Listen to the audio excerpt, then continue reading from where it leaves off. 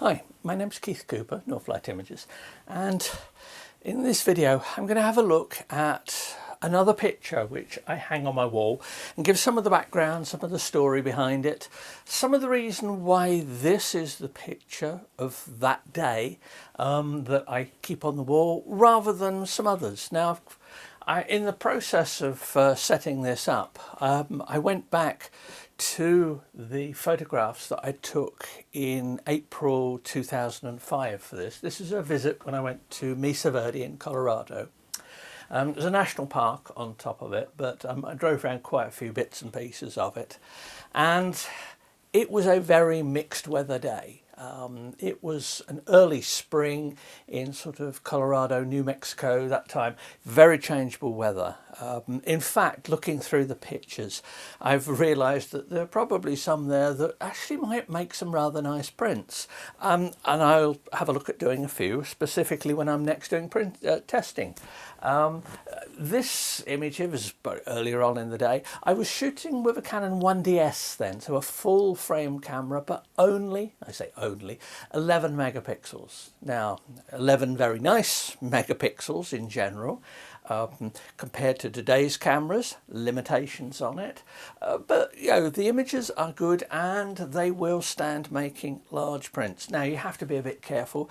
The way I'd process the images these days are different. I would do some rescaling, I would how I'd approach the sharpening, the raw processing, all kinds of things.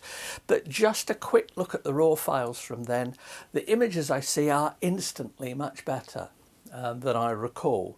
Now, I need to go back and have a look at that trip in New Mexico because it fell between the cracks a bit. So I've got lots of other pictures from other visits to North America, but that particular one, for some reason, I've never gone back to very much. But this picture here, Burnt Tree, Mesa Verde, black and white. I like black and white. This was included in part of an exhibition a few years ago, which was looking at geological aspects of some of the places I've been, which explains some of the photos. This was long enough ago, nearly 20 years, and much closer to when I used to work as a geologist. So I've noticed in many of these pictures, there are shots of rock formations and the likes. So that's where my interest was coming from. But anyway, the day, mixed weather. It did rain a few times. It snowed shortly after this particular, and there is snow laying on the ground here. This is at about 9,000 feet, this particular one here. But there's a view earlier on in the day, and it's an impressive landscape. But it's a landscape that, if you want to take photographs of, takes quite a bit of care in finding shots. Now, there are lots of classic shots, no doubt, of this very steep scenery like this. Nothing like this in the UK. It's a completely different landscape to what I'm used to. So yeah, it's an interesting landscape. Now, not even without my geologist hat on, but that's looking at down one of the valleys. This particular shot, I've tried to emphasize the distance. This is slightly cropped.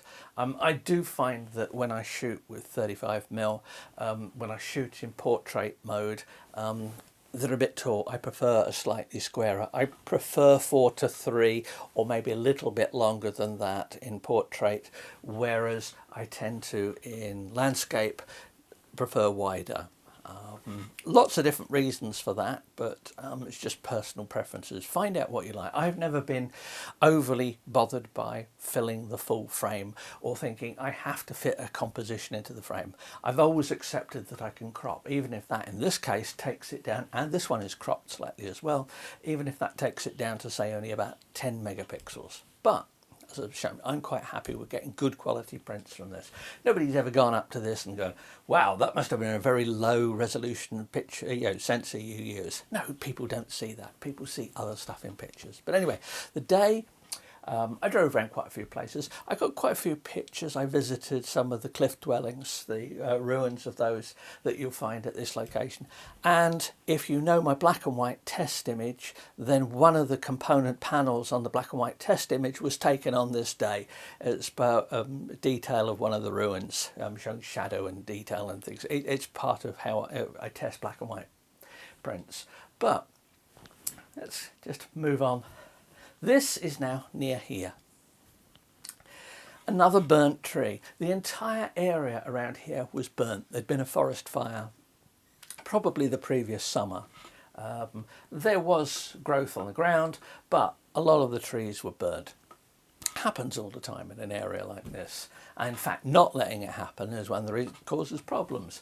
But anyway, we've got, this is spring, so it's late April. So we've got greens, but we've got not much happening up here, and this is at, say, nearly 9,000 feet. What struck me about this, obviously in this particular picture, it's the sweeping curves of the rocks. Yeah, this is an out-and-out picture that was, you know, is driven by my interest in landscape and structure in landscape. But, you know, as a picture, as a colourful picture, I rather like it. Now, I have printed this, or one of a series, very large, so say about 30 inch by 20 inch or something like that. That's, yeah, moderately large. Yeah, this size here, a bit bigger even. And it's one of the images that needs to be big to work. As an A4 print, it just doesn't work. As a picture on a phone, it just doesn't work. But as a big print, where the perspective is better suited, gives a completely different feel to an image. I always remember that when if you've been printing and you've been making prints up to say A4, and you think, right, well, I'm going to go, I've got a printer that will do A3 plus. Yeah, okay, that's quite a step. Obviously, you need improvements in image quality because the bigger picture will show things. People do tend to hold such things, you know, prints further away, so that's not necessarily a problem. But you will find that your compositional requirements for very large prints. Now, this is a topic I want to come back to again about prints, and I've done some videos in the past about it, about how print size affects composition. If I was going to print this image at 6 foot by 4 foot, it would actually look very impressive. I've seen it projected and it does look good.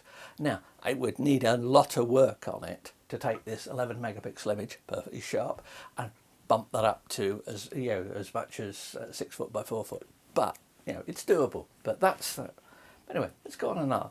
This is a view, longer lens. This is looking over in the distance. As I say, it was a stormy day. I believe that town is Cortez there in the distance. And there's a storm coming. That's the same storm that you can see here. And in fact, if you look at the shape of the landscape, you can match it up with this print here. So this is taken not far away from where I took this. Now, this particular picture, I'd got out of the car. I was dressed probably not dissimilar to how I am now. And I walked up. Now, it's at 9,000 feet. I grew up at sea level. I live near sea level. Walking up a hill at 9,000 feet, when you notice it. So I was a bit out of breath. It's cold. This one, I remember how cold it was. Well, no surprise there. There's snow on the ground. But the whole feel for the place, I thought, that's great. You know, big views. This is a bit closer in. This gives me a feel for the burnt. There's a storm coming. In the black and white conversion, I've made a point, rather than just do a simple black and white conversion, I believe on this one I used a channel mixer, so I adjusted the contribution of different colours to the grayscale that's brought out detail. So this black bit, dark bit here is actually a bit of blue sky peeking through. Now, when you do black and white, I've got lots of stuff, articles I've written for years and a few videos on this, on conversion to black and white. Don't just go for the default conversion for black and white. Explore a bit. Take your colour image and then convert it to black and white. Of course, if you use a black and white setting in film, and well, in camera, if you use black and white film, you're on black and white. But if you're in camera, you're relying to some extent on the camera's own default conversion from colour to black and white. Now, that's not always optimal. Now, if you're shooting raw, you've got the full colour data there anyway, just because you shot the camera set to black and white. You've still got the colour data if need be. But black and white one there. Now, closer view, from where I was standing. Can't see into it. Well, there's a few little bits of snow you can pick up there, but that one was pure. Yeah, that's a geology. That's the structural geologist in me coming out, looking at stuff like that. Nice picture as well. Love the tones, the colours. Works very well as a print. There is nothing in this picture that would be. I don't think there's anything that would be out of gamut, even printing on the 4-colour Canon TC20 I've got here. I'll do this image and I'll do a print of it and see what it looks like. But my suspicion is that there is nothing tremendously out of gamut, even for a relatively low colour gamut, small printer like the TC20M. Certainly a print like this on the big Epson P5000 here, that looked great, but I reckon this is doable on that. It's all about colour gamut, but I'll come back to some of that on I'll do a video looking at this. I think I'll work this one up and see just how big a print we can get one of these ones. I'll look through the ones taken on there. Anyway, here's the colour version, the full-size colour version of this. You can see the difference between the crop I've taken, chopped off a bit off the top. I've zoomed in a little bit, so I've lost a little bit here, lost a bit off the top. This is probably about 9 megapixels. Well, looks fine even from this distance with my glasses on, so I'm not that. Why have I got this as black and white like that? That's interesting, looks nice. This one conveys more of the atmosphere of what I felt. Now, don't read too much into that, because as I said, I just walked 500 yards uphill at 9,000 feet. It was freezing cold. There was snow in the air. Yeah, this one has much more of a feel for how the day felt to me than the colour one here. This is the original. So you can see I've cropped it to make the tree more emphasis. I've kept some of the sky detail, but I've got rid of this bit in the corner here that I didn't really want, and I've tightened up the composition of it a bit. I don't recall what lens this was taken. It was probably Canon 1635 f2.8L, the original version of it. Just never was. I didn't keep that lens when I got my 21 megapixel Canon 1DS Mark III because it was starting to show a bit of softness. Now, I'm sure I could work on that image and get, no trouble getting a print. Well, obviously I did years ago getting this.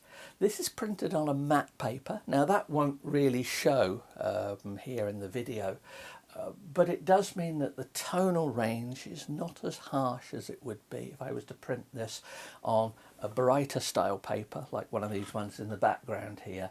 So the tonal range of this is less than, say, this black and white one at the back here. That's a brighter style paper.